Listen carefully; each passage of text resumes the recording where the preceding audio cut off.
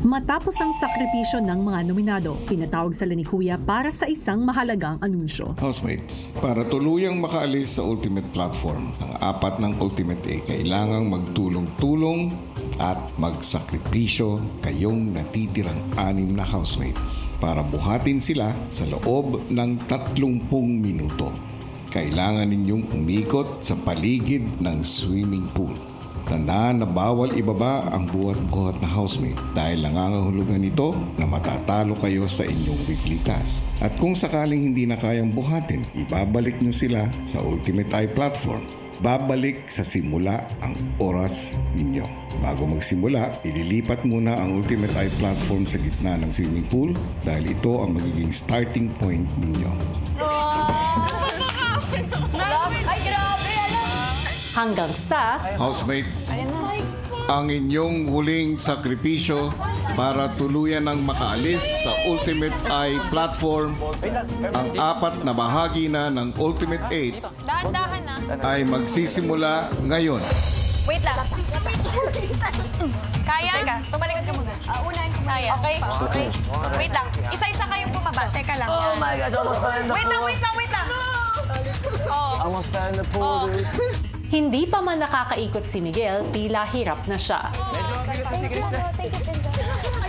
Habang si Heath, tila cool lang. That was probably the best sacrifice that I've ever done po, kuya, doon sa buong weekly task po, kuya. Kaya, yun po, nag-enjoy po ako ng sobra po. Ilang sandali pa, patuloy pa rin nahihirapan si Miguel.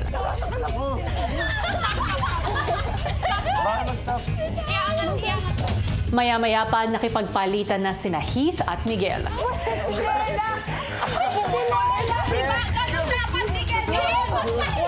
Yung naging challenge po talaga, kuya, is yung paglakad po, kuya, paikot po sa pool, kuya, at yung pag-maintain po ng tao po na nasa likod po.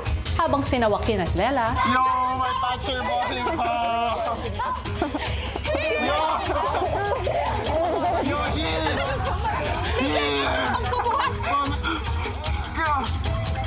Kinabahan po ako pero medyo na-excite din po ako, kuya. Kasi kahit paano aalis kami dun sa podium. maya-maya pa binalikan na ni Miguel si Crystal.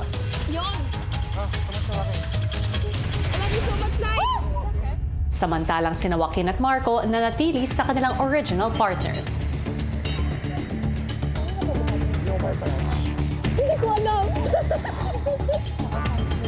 Finish ko po talaga yung sarili ko. I carried Lela throughout the entire challenge po, kuya.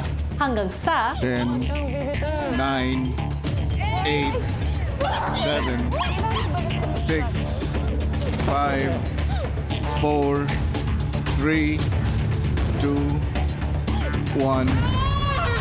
maya-maya pa tinipon na ni Kuya ang housemates para sa resulta ng kanilang weekly task. Housemates, binabati ko kayo dahil nagawa ninyo ang inyong group sacrifice.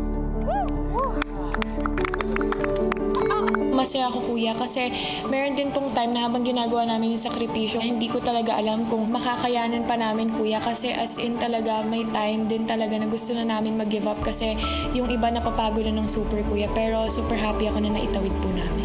Ang sakripisyo ay hindi lang pagsuko ng ginhawa o pagkawala ng isang bagay.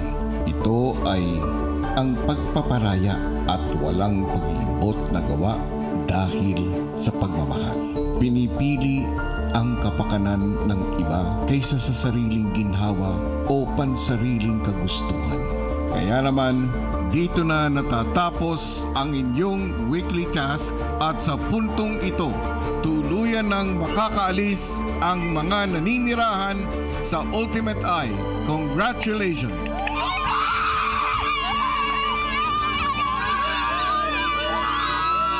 Para po kaming nawala sa selda namin, kuya. We were just so happy because now we have our free will na we kind of took for granted, kuya, nung mga panahong meron pa kami. At the same time, hindi na po kami nakakaperwisyo pa sa ibang tao. Lahat po kami, kuya, pinaghirapan po talaga namin to. Grabe po yung pasasalamat ko po sa mga taong nagsakripisyo para po sa amin. Napakasaya ko rin po, kuya, dahil nakaalis na po yung apat po sa Ultimate Eye po, kuya.